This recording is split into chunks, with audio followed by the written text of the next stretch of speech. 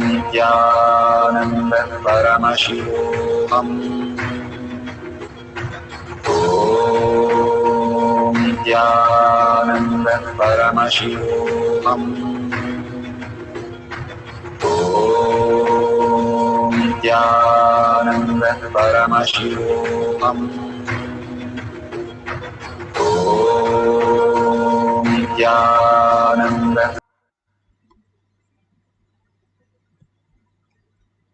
So beautiful. Whatever you have experienced as prasada, please share it with everybody in tinyurl.com/powermanifestation.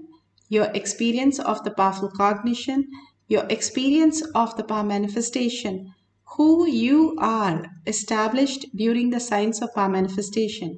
More and more you experience, surrender to Bhagwan's lotus feet all these great truths. And if you can offer or contribute whatever to Kailasa that becomes enfold in your life, brings auspiciousness and abundance. Let's surrender everything to Bhagwan's lotus feet and in deep gratitude and earning, thank Bhagwan for whatever he has given us as reality, as Paramashiva, the conscious sovereignty, and ask him to make this as our existential reality. With that, thanking Bhagwan, let's end the session with the Purna Mantra. Om Purnamada Purnamidam Purna Purnamudashyate Purnasya Purnamataya Purnamevavashishyate. Om Shanti Shanti Shanti. Hari Om Tat Sat Sarvam Bhagavate Sri Nithyananda Paramashivam Paduka Arpanamastu. Om Nithyanandam. Thank you so much and see you at 6 p.m. for the next power manifestation session in the Zoom. You can log in through eKailasha. Thank you, Nithyanandam.